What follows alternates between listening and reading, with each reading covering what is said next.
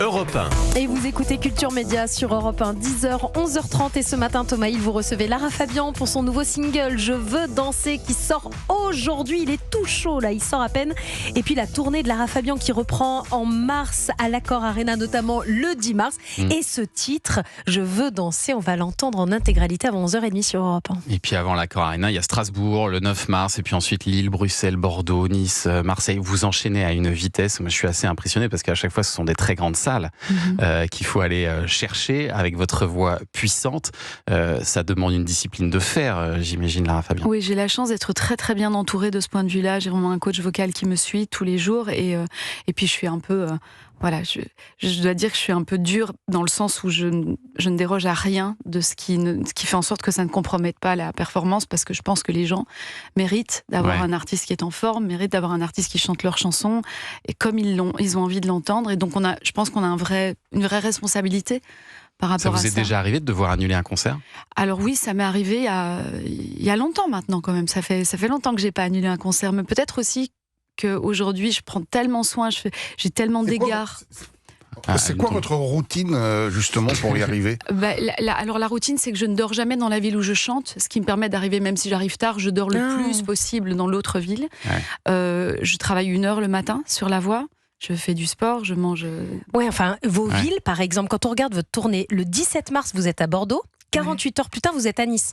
Donc, vous ne faites pas en plus des villes qui sont très à côté. Donc, il y a ce voyage-là qui rajoute, j'imagine, à la fatigue et à l'épuisement de la voix. C'est pour ça qu'il faut dormir dans la voiture. C'est pour ça qu'il faut, qu'il faut prendre soin de soi. J'ai plein de petites choses. Puis vous parlez à personne.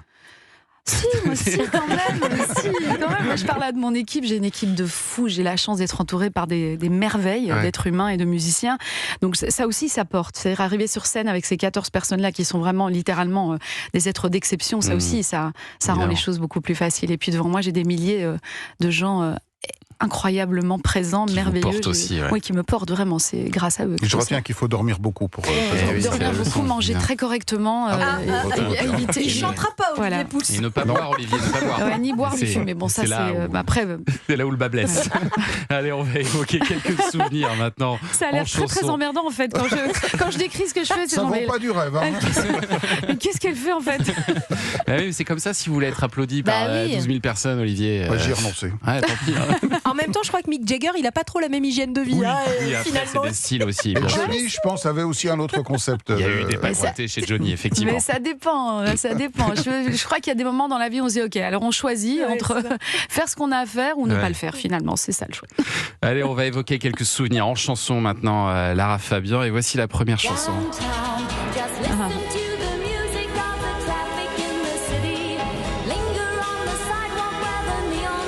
Vous connaissez ça, les amis, ou pas ? C'est Pétula. Pétula Clark. Bien sûr. Parce que Lara Fabian, votre père, a été guitariste de Pétula Clark. Oui, c'est ça. Et choriste aussi. Ouais, il l'a bien connu. Il était tout jeune. Et c'était au tout début. Ce qui veut dire que vous avez grandi dans la musique, quoi. Alors, dans l'amour de la musique, en tout cas. Parce que très tôt, papa a décidé de faire autre chose de sa vie. Très, très tôt, d'ailleurs. Il a un peu abandonné ce rêve-là. Mais c'est vrai que son amour pour la musique a toujours été très présent. Et je crois que votre père, il vous accompagnait dès vos 14 ans, c'est ça, dans vos premiers concerts ? Dans les cafés-concerts, dans les jazz clubs, dans les pianos-bars, c'est vrai. Et ils n'ont jamais eu peur pour vous, vos parents ? Tout le temps. De cette célébrité En fait, ils n'avaient pas tellement peur des conséquences, ils avaient peur de ce que peut être l'environnement, en fait, l'écrin de ce métier, qui n'est pas un écrin facile, parce que c'est quand même ça aussi, toute une dichotomie, que cet écrin versus la raison pour laquelle on fait ce métier au départ.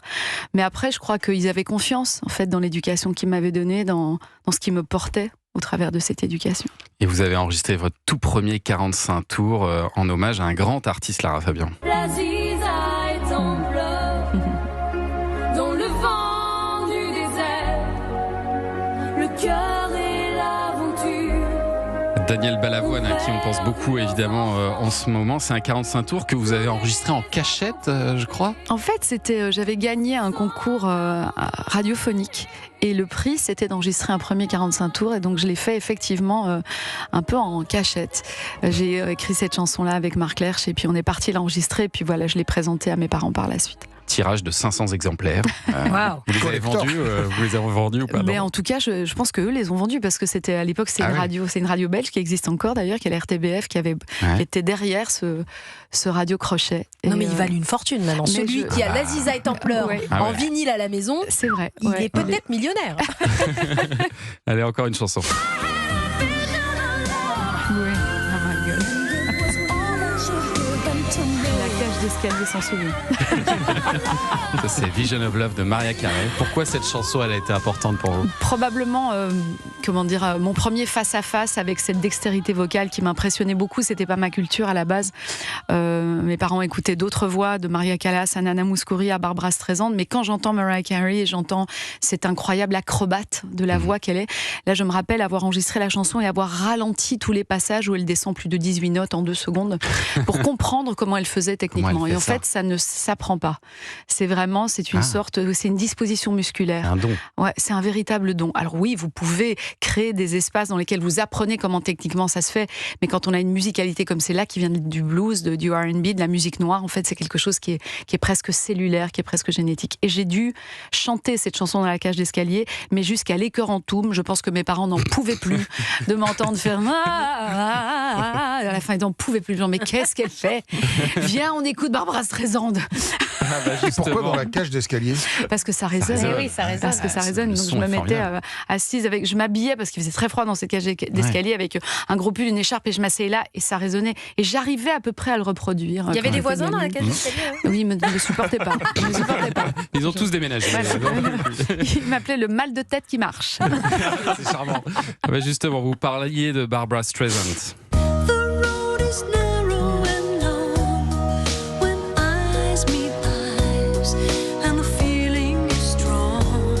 Ça, c'est Woman in Love. Mais alors, je crois que vous l'avez rencontrée plusieurs fois, parce que c'était vraiment un modèle pour vous. Oui, c'était un modèle pour moi. J'ai eu le privilège de la connaître, et puis de la rencontrer aussi à l'intérieur d'un espace très personnel, puisqu'elle a voulu chanter une de mes chansons. Elle a eu l'incroyable geste de venir vers moi pour me demander les partitions de cette chanson que j'avais coécrite avec Walter Afanasieff, qui s'appelle Broken Vow. C'est ça, Broken Vow. Ouais. On l'a.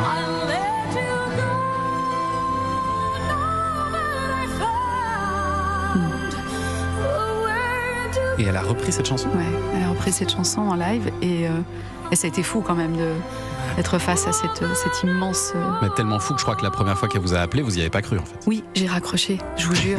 Non, mais la blonde dans toute sa splendeur. Oui, ça a été assez fou et je vois la tête de mon manager, vraiment, vous savez, le moment Tex Avery où son visage tombe. Et il me fait, tu as raccroché? Je dis, bah ouais, ça va. Le menton sur le bureau. Ouais, non, mais stressante, ça va. Il dit, c'est stressant. Et là, 2 secondes après, le téléphone a ressonné.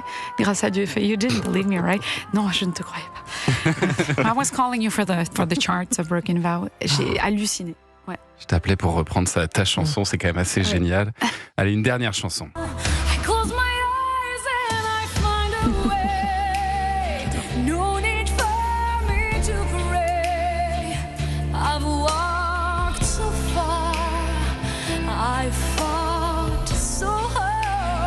Ça, c'est votre fameuse Adagio, Lara Fabian. Et alors, j'ai appris que Michael Jackson vous a invité à chanter sur scène lors d'un spectacle unique à New York. Et pendant que vous chantez cette chanson Adagio, il vous a même glissé un petit mot à l'oreille. Ouais, ça a été fou. Il est monté sur scène en fait pendant la répète et il m'a vraiment pris dans ses bras. Et il m'a dit quelque chose de tellement touchant. Voilà. Je sais pas si ça se répète parce que c'est peut-être pas utile, mais c'était... Si, ça me semble nous, on utile, a envie moi, de ça me savoir. semble. Nous, on est très curieux, Lara. Il m'a dit You sound like an angel.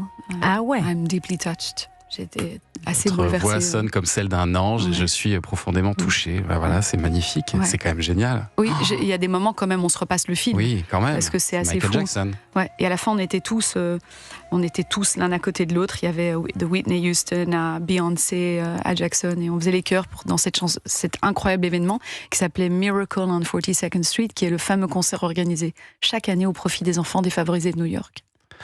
Et alors, est-ce que du coup, vous avez rencontré toutes vos idoles? Parce que là, ça en fait quand même un bon paquet. Hein. Ça en fait quelques-unes. Il en reste encore que vous rêveriez de croiser? Ah ben, il y a plein de gens qu'on rêve toujours de croiser, bien sûr. Sting, par exemple, c'est quelqu'un que j'ai croisé très très rapidement. Il sera bientôt à Paris, vous le savez, Ouais. 18 février. Ouais.